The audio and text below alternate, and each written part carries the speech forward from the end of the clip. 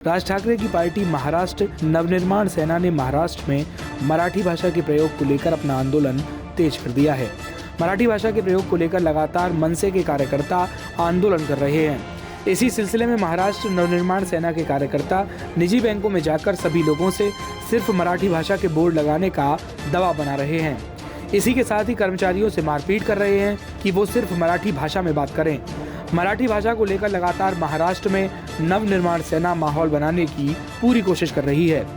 दरअसल आपको बता दें कि महाराष्ट्र में जब शिवसेना का निर्माण हुआ तो उसका महत्वपूर्ण एजेंडा महाराष्ट्र में मराठी भाषा को आगे बढ़ाना और मराठी लोगों को रोजगार दिलाना था। लेकिन अब जब महाराष्ट्र में शिवसेना दो टुकड़ों में बंट चुकी है तो ऐसे में महाराष्ट्र के वोटर्स को अपनी तरफ करने के लिए मन से ये चाल चल रही है। महाराष्ट्र में नवनिर्माण सेना ने लोकसभा के चुनाव के दौरान बीजेपी का समर्थन किया। इसके अलावा विधानसभा चुनाव में भी राज ठाकरे ने कहा था कि देवेंद्र फडणवीस ही अगले मुख्यमंत्री होंगे। लेकिन अब सवाल उठता है कि इससे बीजेपी को क्या परेशानी होगी।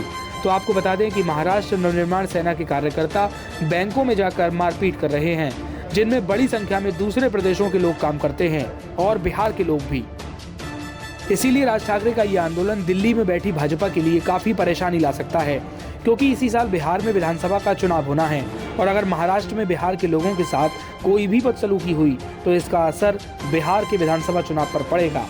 महाराष्ट्र में शुरू हुए इस आंदोलन की खबर बीजेपी को भी है, लेकिन उसके बाद भी मुख्यमंत्री देवेंद्र फडणवीस खामोश क्यों हैं? क्योंकि कुछ समय के बाद ही महाराष्ट्र में बीएमसी के चुनाव होने हैं। ऐसे में अगर महाराष्ट्र नवनिर्माण सेना की ये नीति कामयाब हुई तो शिवसेना के वोट में बंटवारा होगा और इसी बंटवारे का फायदा उठाकर बीजेपी बीएमसी में अपना दबदबा कायम कर पाएगी।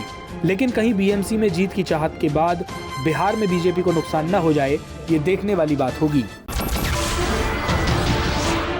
नमस्कार, मैं हूं मानक गुप्ता। अगर आपको हमारा ये वीडियो पसंद आया हो तो इसे लाइक और शेयर जरूर करें और हाँ, हमें सब्सक्राइब और फॉलो करना ना भूलें ताकि आप देश और दुनिया की कोई खबर मिस ना करें। तो जुड़े रहिए हमारे साथ और देखते रहिए News 24।